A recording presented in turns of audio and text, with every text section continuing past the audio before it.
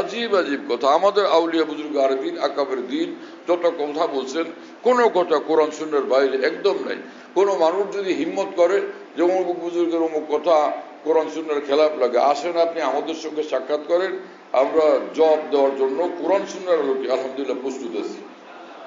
এই কথা বুঝতেছেন প্রিয় বন্ধুরা? হ্যাঁ, ইন্নান নাফসা লাআম্মারাতুম বিসসু, নফসের কাজই হলো দিন রাত খালি অসংখ্য অন্যায় কাজের দিকে টানতে থাকা, প্ররোচিত করতে থাকা। তো তোমার কাজ কি? है शौक और जब्त शौक में दिन रात कश्म कश, दिल मुझको मैं हूँ दिल को परेशान किए हुए। নফস টানবে গায়রুল্লাহর দিকে, গুনাহের দিকে, আমি ছুটবো আল্লাহর দিকে। এই ধস্তাধস্তি আর এই যুদ্ধরত অবস্থাই হলো আল্লাহর দেওয়ানাদের জিন্দেগি। কথা বুঝতেছেন প্রিয় বন্ধুরা? তিনি বলেন যে নফসের কথা মানা যাবে না, মুজাহাদা করতে হবে। মুজাহাদা, এই যুদ্ধে আমাদেরকে মশগুল থাকতে হবে যতক্ষণ পর্যন্ত আমরা দুনিয়াতে জিন্দা আছি। মৃত্যু পর্যন্ত এই যুদ্ধরত থাকতে হবে যদি আল্লাহর ওলি হইতে হয়, যদি আউলিয়া ইকরামের জিন্দেগি নিয়ে বাঁচতে হয়।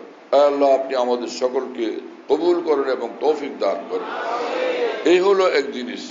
আর একটা হলো যে যে মহব্বতওয়ালা মানুষ যারা, যে সকল আউলিয়া ইকরাম আল্লাহর আশিক, আল্লাহর দেওয়ানা, তাদের সঙ্গে উঠা বসা করা। হ্যাঁ, তাদের সঙ্গে উঠা বসা করা। হ্যাঁ, কামরাগুচর মাদ্রাসাতে হযরত হাফেজ জুজুর রহমতুল্লাহ আলাইহি এখানে বৃহস্পতিবারে এই মজলিস করতেন, এসরাই জলসা করতেন, জোর হইতো বৃহস্পতিবারে। মাগরিবের পর থেকে সবাই দেখতাম পুরো মসজিদ ভরা, সব মানুষ দুরূদ শরীফে মশগুল। আশিক রাসূল ছিলেন হাফেজ জুজুর রহমতুল্লাহ আলাইহি।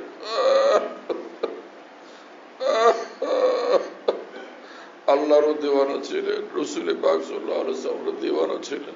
দুরূদ শরীফের মজলিস হইতো, মাহফিল হইতো। শেষে হযরত হাফেজ জুজুর রহমতুল্লাহ আলাইহি আসতেন, বসতেন, কিছু কথাবার্তা বলতেন। বৃদ্ধ মানুষ, হ্যাঁ, 80 বছর বয়স, শরীর দুর্বল,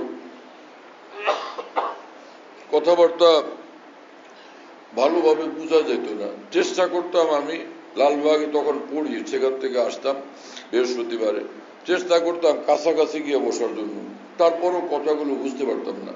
কিন্তু যখনই দেখতাম যে হযরত হাকিমুল উম্মত মাওলানা আশরাফ আলী থানভীর নাম নিছেন, হাকিমুল উম্মত হযরত থানভী, এই বইলা আল্লাহু আকবার, এত কাঁদতে, এত কাঁদতেন, এত কাঁদতেন,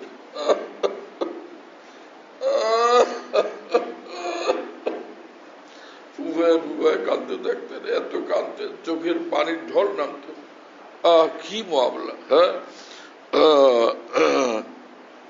وإذا سمعوا ما أنزل إلى الرسول ترى أعينهم تفيض من الدمع مما عرفوا من الحق।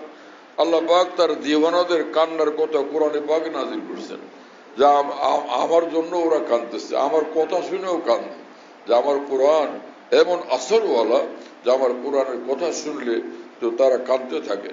তো দিওয়ানাদের কান্নাকে আল্লাহ তারা এতটা পছন্দ করেন, কোরআনে কারিমে নিজেই সেটার এরকম আজিমুল শান বর্ণনা দিচ্ছেন। চোখের পানি আমার প্রিয় বন্ধুরা বড় দাম। এই आंसू है नदामत के बुझा देंगे जहन्नम को। গুনাহগার বান্দাও যদি কান্দে, সে অনুতপ্ত অন্তরের চোখের পানি জাহান্নামের আগুনকে নিভিয়ে দেয়। এতটা ক্ষমতা আল্লাহ এই চোখের পানির মধ্যে দান করছেন। আর যদি কোনো আল্লাহ ওয়ালা কান্দে, जो निकले आंसू तो जो निकले आहे तो बन के गवार, जो निकले आंसू तो बन के गवार, जो निकले आहे तो हूर बनकर, ये कौन बैठा है मेरे दिल में, ये कौन मेरे चश्मे बुरआब में है। হাজা আজুল হাসান মরজুব রহমতুল্লাহ আলাইহি বলেন যে আমি যখন আল্লাহর জন্য কান্দি, আহ করতে থাকি, আমার এক একটা আহ জান্নাতের হুরের চেয়েও বেশি দামি। আমার এই আহের বরকতে, আমার এই বুকের ব্যথার বরকতে মহান আল্লাহ আমাকে জান্নাত দান করবেন, আর জান্নাতের হুরদেরকে দান করবেন। জুনিকলি আহে তো হুর বনকর, জুনিকলি आंसू তো বনকে গওহর। হ্যাঁ, আমার এক এক ফোঁটা চোখের পানি সারা পৃথিবীর মণি মুক্তার চেয়ে বেশি দামি। আল্লাহ পাকের দেখুন, ये कौन बैठा है मेरे दिल में, ये कौन मेरे चश्मे पर आप है। আমি এই কান্নার মুহূর্তে কাকে আমার হৃদয়ে আসীন দেখতে পাচ্ছি।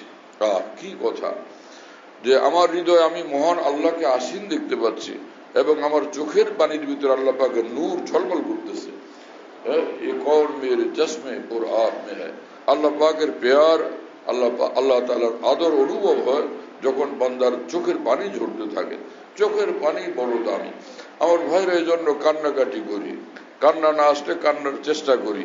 তো এটা অনেক সহজে মঞ্জিলে মাকসুদের দিকে নিয়ে যাবে। कोई नहीं जो यार की ला दे खबर मुझे साइल आशके तू ही बहा दे उधर मुझे। কে আমাকে আমার মাওলা পর্যন্ত পৌঁছাবে? হে আমার চোখের পানির ঢল, তুমি আমাকে মাওলা পর্যন্ত পৌঁছে দাও। कोई नहीं जो यार की ला दे खबर मुझे साइल आशके तू ही बहा दे उधर मुझे। मौलाना জালালউদ্দিন রুমি রহমতুল্লাহ আলাইহি বলেন, আয় ধরেগা আজকে মন দরিয়া বুদে তা নিসারে দিল ভরে জেবা শুদে। হয় আমার চোখের পানি, কয়েক ফোঁটা চোখের পানি দিয়ে আমি আল্লাহর জন্য কান্দি। আহা, আমার কাছে যদি সাগর আর সাগর থাকতো, চোখের পানির এক এক সাগর থাকতো, এই এক এক সাগর চোখের পানি মহান আল্লাহর জন্য আমি উৎসর্গ করে দিতাম। আমার প্রিয় মাওলাকে আমি দেখাইতাম যে হে আল্লাহ, আপনার জন্য আমি এতটা কাঁদছি। ছোট বাচ্চারা যখন কান্দে আর এদিকে মা কোনো কাজে কামে ব্যস্ত থাকে, মা ওদিকে খেয়াল করেন নাই, কিছুক্ষণ পরে বাচ্চা আসে, ওর চেহারার মধ্যে চোখের নিচে পানির ফোঁটা টোটা লাগা, পরে আইসা ওর আম্মুকে বলে, আম্মু আমি কাঁদছিলাম। এরকম দেখেন না বাচ্চাদেরকে? তো ওর মা যখন শুনে যে ও বলে যে আমি কাঁদছিলাম, পর চোখের দিকে তাকায় দেখে চোখের পানি লেগে আছে, মা একদম বুকে জড়ায় ধরে। তো যেভাবে এরকম চোখের পানি দেখলে মা বুকে জড়ায় ধরে, অনুরূপ ভাবে চোখের পানি দেখলে আল্লাহ পাক তার রহমতের কুলে তুলে নেন। এক টান দিয়ে আল্লাহ পাক রহমতের কুলে তুলে নেন। ইবকু ফাইনলাম তাবকু ফাতাবাকাউ, কেউ এটাকে তাবাকু পড়ে, এটা ভুল পড়ে। রাসূল আকরাম সাল্লাল্লাহু আলাইহি ওয়াসাল্লাম বলেন, আল্লাহকে পাওয়ার জন্য কান্দো, কান্না না আসলে কান্নার ভান ভনিতা করো। আমার শাইখ আরিফ বিল্লাহ মাওলানা শাহ হাকিম মোহাম্মদ আখতার সাহেব রহমতুল্লাহ আলাইহি বলেন যে, जो गिरे इधर जमी पर मेरे अश्क के सितारे तो चमक उठा फलक पर मेरी बंदगी का तारा। যখন জমিনে আমার চোখের পানি ঝরতে থাকে, তো আমার চোখের পানি নূর আসমান পর্যন্ত চমকাইতে থাকে। जो गिरे इधर जमी पर मेरे अश्क के सितारे तो चमक उठा फलक पर बंदगी का तारा। যে চোখের পানির তারকাগুলো যখন জমিনের উপরে ভাসতে থাকে, পড়তে থাকে, এই চোখের পানির তারকার নূর আসমান পর্যন্ত চমকাইতে থাকে। এত আজিমুল শানের চোখের পানি। হাজী ইমদাদ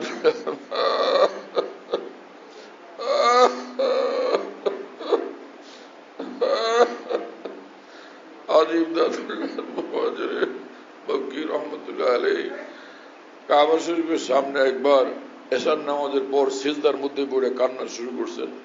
হাকিমুল উম্মত মাওলানা আশরাফ আলী থানভী মাওলানা সেখানে উপস্থিত ছিলেন। আল্লাহ ওয়ালারা কথা বললে শোনা চাই, আল্লাহ ওয়ালাদেরকে পাইলে তাদেরকে দেখা চাই, আল্লাহ ওয়ালাদের সিজদার উপর আমল দেখা চাই। যখন তারা আল্লাহ ওয়ালা কোনো জিকিরে মশগুল থাকেন, সিজদায় মশগুল থাকেন, দোয়া মুনাজাতে মশগুল থাকেন, আল্লাহ পাকের স্পেশাল নজর থাকে তাদের উপরে এবং স্পেশাল খাস নূর বর্ষণ হতে থাকে তাদের উপর। এইরকম হালত দেখা চাই। হাকিমুল উম্মত থানভী রহমাতুল্লাহ সেখানে উপস্থিত ছিলেন। হাজী ইমদাদুল্লাহ সাহেব মুহাজির মক্কি রহমতুল্লাহ আলাইহি সিজদার মধ্যে এত কাঁদতেছিলেন যে হযরত হাকিমুল উম্মত থানভী বলেন যে কে सुनने वालों के कलेजे फटे जा रहे थे। ওই কান্নার আওয়াজ যারা শুনতেছিল তাদের কলিজা ফাটবার উপক্রম হইতেছিল, এত কাঁদতেছিলেন। আর ওই কান্নার মধ্যে তিনি বলতেছিলেন যে হে আল্লাহ, আই খুদাই বন্দারা রুসওয়া মকুন গর্বদম মনসির রহমান পয়দা মকুন।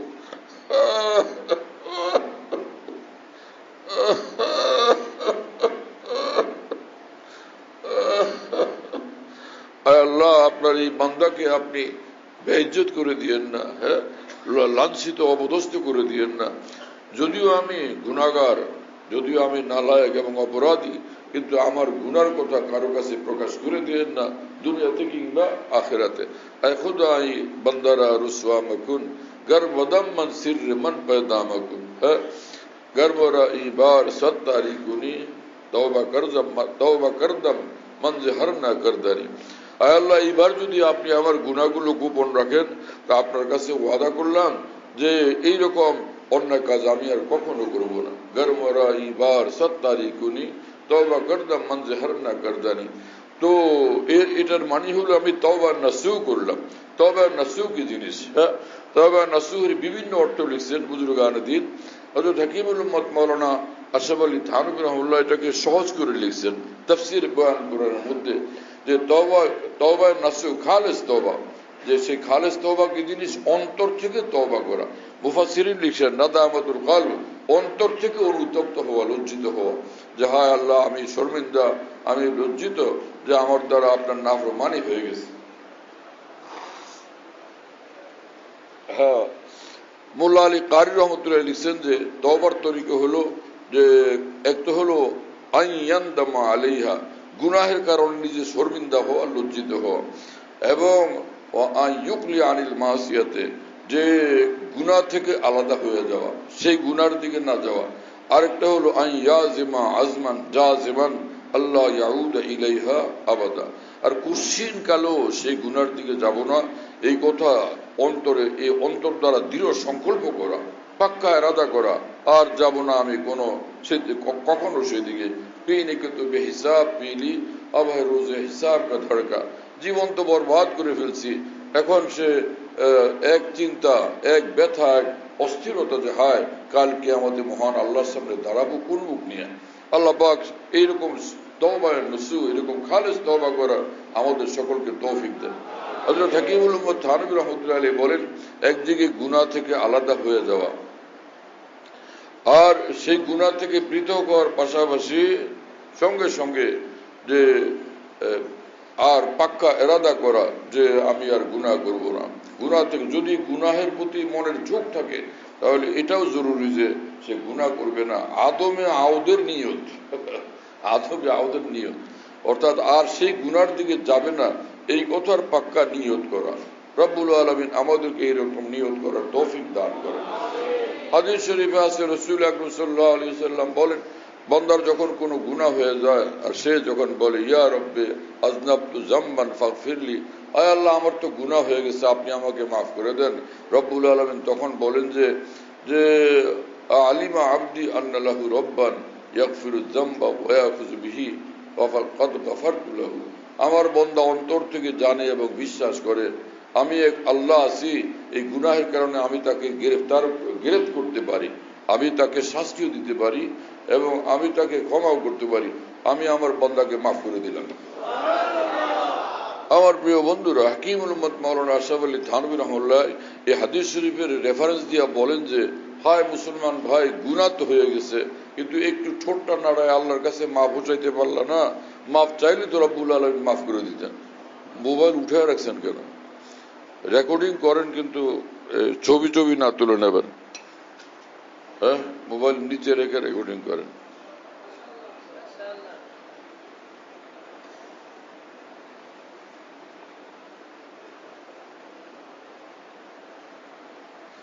তো হযরত হাকিমুল উম্মত মাওলানা থানভী নওয়ারাল্লাহু তাআলা মারকাদাহু বলেন, ভাই মহব্বত অর্জনের জন্য মহব্বত ওয়ালা কোন আল্লাহ ওয়ালার কাছে যাও। যে এবং তিনি বলেন যে এক ঘরে আগুন লাগলে সেই ঘর থেকে আশপাশের ঘরগুলোতে আগুন লাগতে থাকে, অনুরূপভাবে যে অন্তরে আল্লাহর, যে দিওয়ানার অন্তরে আল্লাহর মহব্বতের আগুন সদা জ্বলে, সেই দিওয়ানার কাছে যাও, তার সঙ্গে উঠা বসা করো, তাহলে তার অন্তরের আগুন তোমার অন্তরেও লাগবে, তাই না? जो आग की खासियत वेस्की की खासियत खाना बकाना है एक सीना बसीना। যদিও হাফেজ জুজুর রহমতুল্লাহ আলাইহি এই বার্ধক্য পীড়িত বয়সে তেমন কথা বলতে পারতেন না, কিন্তু বিশাল বড় মাজমা, হাজার হাজার মুহাদ্দিসিন, মুফতিয়ান একরাম, উলামা একরাম সব ভিড় করতে থাকতেন ওই মানুষটাকে এক নজর দেখার জন্য। তার একটু আওয়াজ শোনা, একটু কথা শোনা, তার সেজদা দেখা, নামাজ দেখা, দোয়া মুনাজাতে তাকে মশগুল হয়ে থাকতে দেখা। হযরত মাওলানা মুমিনুল্লাহ সাহেব রহমতুল্লাহ আলাইহি লক্ষ্মীপুরের এক বুজুর্গ ছিলেন, হাফেজ জুজুর রহমানের খলিফা, দারুল দেওবন্দের ফারিক। এই বুজুর্গ আমাদেরকে শুনাইছেন যে হাফেজ জুজুর রহমতুল্লাহ আলাইহির সঙ্গে তিনি বারবার ওই মক্কা শরীফে গেছেন। তো তিনি বলেন যে হযরত হাফেজ জুজুর রহমতুল্লাহ তাওয়াফের পরে 2 রাকাত নামাজ পড়তেন, তারপরে তিনি আল্লাহর সামনে আল্লাহর নিকট দোয়াতে মশগুল হইতেন, কাঁদতে থাকতেন আর কাঁদতে থাকতেন আর বলতেন যে আয় আল্লাহ আপনি ছাড়া মোহাম্মদুল্লাহর কেউ নেই। কি সাদা মাটা কথা, হুজুরের নাম মোহাম্মদুল্লাহ, তাই আল্লাহ আপনি ছাড়া মোহাম্মদুল্লাহর কেউ নেই। কি এক আজীব কাইফিয়ত ছিল। আল্লাহ একবার মাওলানা হযরত হুজ্জতুল ইসলাম মাওলানা কাসিম নানতুবী রহমতুল্লাহ আলাইহি বলেন যে এখন ইলাহি গরকে দরিয়ায়ে গুনাহম, তুমি দানি ও খুদ হস্তি গওয়াহম। আল্লাহ আমার জিন্দগি গুনার মধ্যে ডুবা, আপনি সব জানেন, আপনি তো সাক্ষী। আল্লাহ আল্লাহ আল্লাহ, এই সকল বড় মানুষ কিভাবে আল্লাহর কাছে মাফ চাইতেছে। আল্লাহ আল্লাহ সুবহান আল্লাহ বিহামদি। হাজী ইমদাদুল্লাহ মুহাজির মক্কি রহমতুল্লাহ আলাইহি বলেন যে बस है अपना एक नाला भी अगर पहुंचे वहां घर से करते हैं बहुत से नालाओ फरियाद हम। আমি সারা জীবন কাঁদবো আল্লাহর জন্য, কিন্তু একবার কান্না কবুল হয়ে গেলে আমার জিন্দগি একদম কামিয়াব। একবার কান্না যদি কবুল হয়ে যায় জিন্দগি কামিয়াব। যেই চোখের পানিওয়ালাকে আল্লাহ পাক একবার কবুল করবেন, কখনো আর তার জন্য কোনো আর জাহান্নামের বিষয় নেই। চোখের পানি দেখলে রব্বুল আলামিনের এত মায়া লাগে বান্দার উপরে। মাওলানা জালালউদ্দিন রুমি রহমতুল্লাহ আলাইহি বলেন যে কোন বান্দা জমিনে যখন কাঁদতে শুরু করে তো আরশে লরজত আজ আনিলুল মুজনিবি, গুনাহগার বান্দাদের চোখের পানি দেখলে আল্লাহর আরশ কাঁপতে থাকে। হামচুনা লরজত কে মাদার বরবলাত দস্তে শাহ গিরত বালা মি কাসাদ। মা যেরকম বাচ্চার কান্না দেখলে টান দিয়া বুকে তুলে নেন, অনুরূপভাবে রব্বুল আলামিন বান্দাদের কান্নাকাটি দেখলে টান দিয়া তাকে রহমতের কোলে তুলে নেন। কি আজীব মামলা ভাই, সুবহানাল্লাহ তাআলা বিহাম, अजीब शान अजीब मामला है। बस है अपना एक नाला भी अगर पहुंचे वहां घर से करते हैं बहुत से नालाओ फरियाद हम। সুবহানাল্লাহ বিহামদি। কি মানুষ এই সকল মানুষ, তাদের কথার মধ্যে কি তাসির এবং কি নূর ভাই, তাদের কথার মধ্যে কত তাসির এবং কত নূর। ভারতে এক বুজুর্গ ছিলেন মাওলানা শাহ মোহাম্মদ আহমদ সাহেব ইলাহাবাদী রহমতুল্লাহ আলাইহি, নকশবন্দিয়া তরিকার বিখ্যাত বুজুর্গ ছিলেন।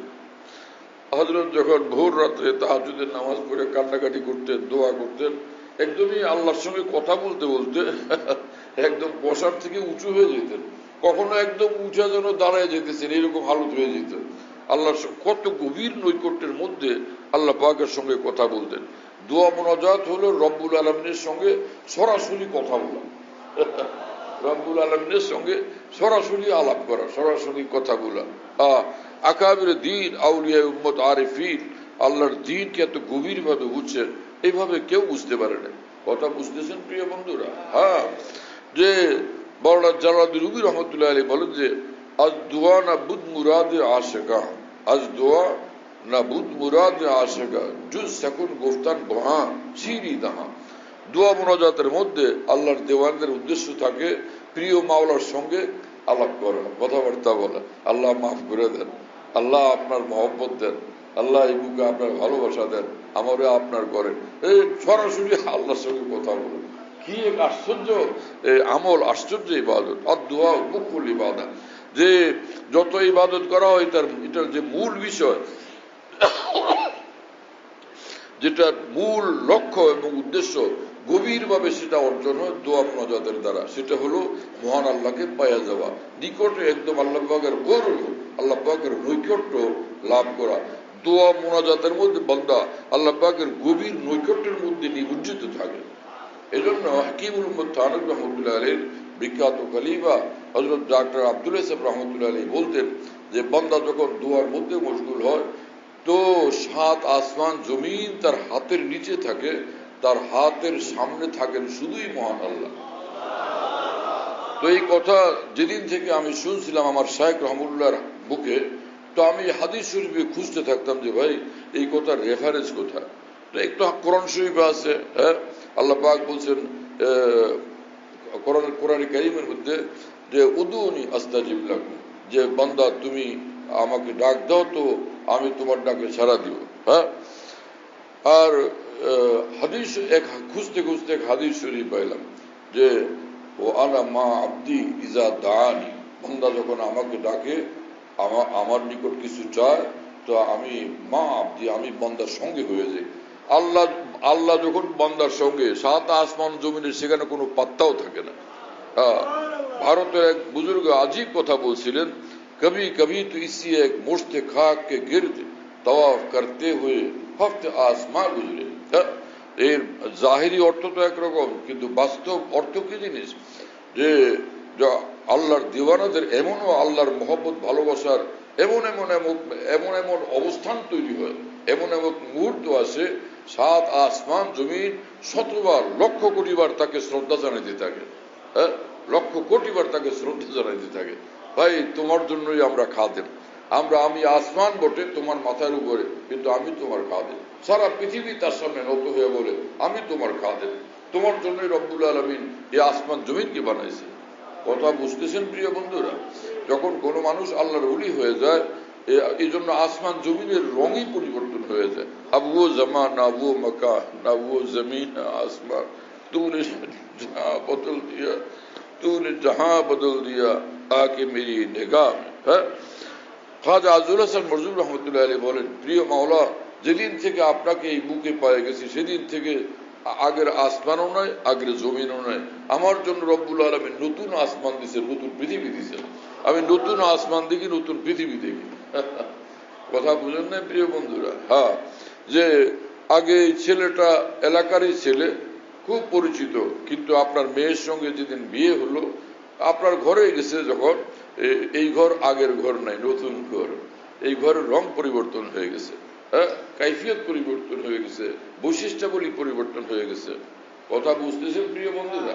এখন সেটা শ্বশুর বাড়ি, শ্বশুরের ঘর, শাশুড়ির ঘর, এবং কি আজীব সে তখন পরিবেশ হয় সেখানে। তো এটা দিয়ে এই বিষয়কে পুরো বোঝানো কঠিন বিষয়, কোন রকম একটা দৃষ্টান্ত টানা আর কি। আমার প্রিয় বন্ধুরা, নমরুদ যখন আসমান দেখে, ফেরাউন যখন আসমান জমিন দেখে, আবু লাহাব আবু জাহাল যখন আসমান জমিন দেখে, একটা দেহ দেখে, আর কিছুই দেখে না। আর এক ঈমানওয়ালা, এক আল্লাহওয়ালা যখন আসমান জমিন দেখেন, তো আল্লাহ নূরুস সামাওয়াতি ওয়াল আরদ, আসমান জমিন পৃথিবী জোড়া আল্লাহ পাকের সীমাহীন নূর আর নূর তিনি দেখতে থাকেন। সীমাহীন নূর আর নূর তিনি দেখতে থাকেন। সব আল্লাহ পাকের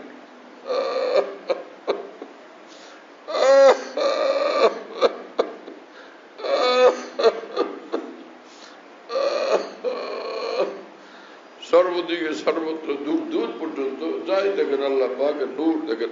আর যে বীন আমদার জাহা গায়রে তুনিস, या তুই या खोए तू या खोए तू, नूर वूद और युब्न युस्र तातुफौ बरसरम बरगर्दनम मानिंदे तो। মাওলানা জালালউদ্দিন রুমি রহমতুল্লাহ আলাইহি বলেন, আমার ডাইনে বায়ে সর্বদিকে আমি শুধু নূর আর নূর দেখি, নূরই নূর দেখতে থাকি। হ্যাঁ, এইরকম এক জিন্দেগি আউলিয়া কেরামকে আল্লাহ পাক নসিব করে দেন। এখন মানুষ মনে করে ওলি কি বিষয়, কি মামলা।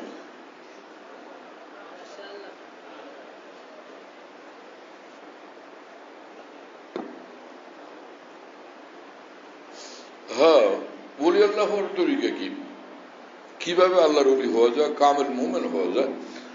তো এক তাফসীর কিতাবে আমি দেখছিলাম যে এই যে আয়াত শরীফ, যে ইন্নামা ইয়াতাকাব্বালুল্লাহু মিনাল মুত্তাকিন, যে বান্দা মুত্তাকি হয় তার সব আমল আল্লাহ তাআলা কবুল করে নেন।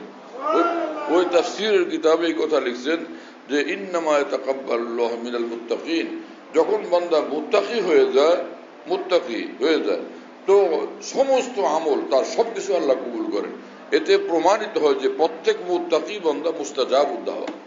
যেই বান্দা মুত্তাকি হয়ে যায় আল্লাহ পাক তার সব কথা শুনেন, আল্লাহ পাক তার সব কথা রাখেন। সে ফরিয়াদ করলে, দরখাস্ত করলে, দোয়া করলে রব্বুল আলামিন সেটা কবুল করেন, সেটা গ্রহণ করেন। কথা বুঝতেছেন প্রিয় বন্ধুরা? আজিব মুআমালা ভাই। হ্যাঁ, ভারতে এক মস্ত বড় বুজুর্গ ছিলেন, আমাদের দারুল দেওবন্দের যে আকাবির দিন তাদের মধ্যে একজন, হযরত ইমাম রব্বানী হযরত মাওলানা রশিদ আহমদ গঙ্গুই রহমতুল্লাহ। তো তার এক সেই লোক ভীষণ অসুস্থ, কোনোভাবেই ভাই রোগ, ডাক্তারের চিকিৎসার লোকটা সুস্থ হয়নি। সব ডাক্তারের চিকিৎসা শেষ। তো শেষ পর্যন্ত লোকটা হযরত মাওলানা রশিদ আহমদ গঙ্গুই রহমতুল্লাহর কাছে গেছে। আমাদের যে মহান আকাবের দিন, যাদেরকে আমাদের উলামায়ে দেওবন্দ, ভারত মহাদেশের সমস্ত উলামায়ে দ্বীন যাকে অনেক বড় মানেন, সেই মাওলানা রশিদ আহমদ গঙ্গুই রহমতুল্লাহর ঘটনা। তো গিয়া বলছে, হুজুর আমার তো কোনো অসুখ বিসুখ ভালো হইতেছে না, তা আমি আসছি, আমার একটা তাবিজ দেন। কি কথা বুঝলেন দেন?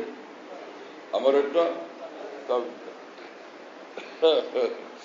हजरत मौलाना गंगूई रहमतुल्लाह बोलते, भाई मैं नहीं जानता, भाई আমি मुझे नहीं आता, তাবিজ তোমার আমি দিও না, আমি জানিও না, এটা করি না কোনো কিছু। ওই লোক এখন ভক্ত এবং মহব্বত করে, সে খালি ঘুরে ঘাড়ে আর বলে, হযরত দেন আমার একটা তাবিজ, আমার মনটা বলে আপনার হাতের একটা তাবিজ যদি নেই তো এইটার উসিলা আল্লাহ আমাকে মাফ করবেন, আমি সুস্থ হব, দেন হযরতজি। ওই লোকটা ঘুরে ঘাড়ে আর যাই না। আসে না দুই এক লোক নাচুর হয়ে ধরে, যে পরে ছুটাও যায় না, ওইটা বসে রয়েছে। আবার একটু পরে বসে দেখলাম যে ওটা বসে রয়েছে, কি পেরেছানি। পরে হযরত মাওলানা রশিদ আহমদ গঙ্গুই রহমাতুল্লাহ কাগজ বাইর করে তাবিজ লিখছেন, বুঝতেছেন আমার কথা, তাবিজ লিখে দিচ্ছেন যে এটা গলায় দাও। ওই লোক গলায় দিছে, বাড়ি গেছে, তো এখন তো না একদমই সুস্থ হয়ে গেছে, আর ওই অসুখ বিসুখ নাই, পুরো সুস্থ হয়ে গেছে। এখন এই লোকের মনে খটখট করে যে উনি বললেন আমি কিছু জানি না, তাবিজ তোমার আমি জানি না, কি কাগজের মধ্যে লিখে দিয়েছেন, আমি তো আল্লাহর রহমতে সুস্থ হয়ে গেছি, ব্যাপারটা কি? তাই এই তাবিজে যেটা লেখা আছে, সেই লেখাটা আমি লিখা নোট করে রেখে দিই। এরকম যে সকল দুরারোগ্য ব্যাধির রোগী পাওয়া যাবে তাদের গলায় দিয়ে দিব, তাহলে তারা এরকম সুস্থ হয়ে যাবে। পরে ওটা খুলছে, ওই কাগজটা খুলছে, খুলে দেখে ওই কাগজের মধ্যে লেখা, ইয়া আল্লাহ, শুনতেছেন আপনারা? ইয়া আল্লাহ मैं नहीं जानता, ये नहीं मानता, तू जाने और तेरा बंदा। আল্লাহ আমি জানি না, ও তো ছাড়ে না, আপনি জানেন না, আপনার বন্দা জানে না, আমি কিছু জানি না। এইটা খালি লিখে দিছে, এটা একটা তাবিজ। ইয়া আল্লাহ, ইয়া আল্লাহ मैं नहीं जानता, ये नहीं मानता, तू जाने और तेरा बंदा। আমি জানি না, ও ছাড়ে না, আপনি জানেন, আপনার বন্দা জানে। কি আজীব ধরনের কথা, কি ব্যাপার যে এক হাদিস শরীফে রাসূল আকরাম সাল্লাল্লাহু আলাইহি ওয়াসাল্লাম বলেন, আল্লাহ পাকের বান্দাদের মধ্যে এইরকম খাস আল্লাহ পাকের ওলি থাকে, খাস প্রিয় বান্দা থাকেন এই জমিনের মধ্যে, ইজা আকসামা আলাল্লাহ আবাররাহু, যে তারা যদি আকসামার তরজমা হাকিমুল উম্মত বলছেন যে যদি শক্তভাবে তারা আল্লাহকে ধরেন তা আল্লাহ পাক তাদের সেই কথা পুরো করে দেন, সেই বিষয়টাকে পুরো করে দেন। হযরত থানভী বলছেন যেখানে আকসামা মানে কসম করা, তারা যদি কসম করে একটা বলে ফেলেন যে এটা হবে, তা আল্লাহ পাক তাদের কথা রক্ষা করেন। এইটা হযরত থানভী বলেন যে কসম করা এটা জরুরি না, খালি শক্তভাবে মজবুতভাবে তারা বললেই হলো, আল্লাহ পাক ওলির কথা রক্ষা করেন, যে আমার দোস্তে বলছে এটা আমি রক্ষা করবো, এটা আমি ঘটাই দিব, আমি করে দিব। কি কথা বুঝতেছেন ভাই? আজীব কথা। তো ফের হযরত থানভী এক ঘটনা লিখছেন যে দুইজন সাহাবী পরস্পর ঘনিষ্ঠ বন্ধু ছিলেন, খুব গভীর বন্ধুত্বওয়ালা। তো পরে এত মহব্বত যে একজন আরেকজনকে ছাড়া একদিনও থাকতে পারেন না। পরে বললেন যে ভাই তুই আমি মরে তো যাবো, তুই যদি মরে যাস আগে, তো ফের আমার অবস্থা কি? হ্যাঁ, তুই মরে গেলে তা আমি কি করবো জমিনের উপরে একলা একলা, তোর তো আর পাইছে না, তুই তো আমার মহব্বত হলো। আচ্ছা ঠিক আছে, যদি আমি তোমার আগে মরি তাহলে আমি আয়সা তোমার লোক দেখা করবো। মরার পরে ওই লোক আয়সা দেখা দেওয়ার মতো, স্বপ্নে এসে দেখা দেওয়ার মতো ক্ষমতা আছে ওই লোকের? আল্লাহ না করলে এটা যে আমি যদি তোমার আগে মরি তাহলে আমি স্বপ্নে এসে তোমার দেখা দেব। ও পাল্টা বলল, ঠিক আছে আমিও ওয়াদা করলাম, আমি যদি মরি তাহলে আমিও তোমার লোকে স্বপ্নে দেখা করবো। থানভী রাহমাতুল্লাহ বলেন যে আরে ভাই স্বপ্নে কেমনে দেখা করবে আয়সা, ও বেরোনার কোনো ক্ষমতা আছে? ক্ষমতা তো আল্লাহর, ফাআলু লিমা ইউরিদ, আল্লাহ যা চান তাই করতে পারেন, এই বান্দা করতে করবে, সে তো অক্ষম। পরে ওই যে দুজনের মধ্যে একজনের ইন্তেকাল হয়েছে, পরে স্বপ্নে এসে দেখা দিচ্ছেন। কি কথা বুঝতেছেন?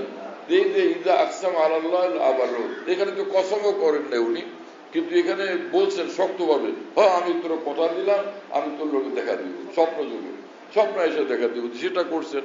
তো রব্বুল আলামিন মি দেহাদ ইয়াজদা মুরাদে মুত্তাকি, এজন্য এক বুজুর্গ এই কথাটাকে, এই মর্মটাকে এইভাবে তুলে ধরছেন যে মুত্তাকি বান্দা যারা হয়, আল্লাহর ওলি যারা হন, তো আল্লাহ পাক তাদের কথা রক্ষা করেন, তাদের দোয়া মনাজাতকে আল্লাহ পাক রক্ষা করেন।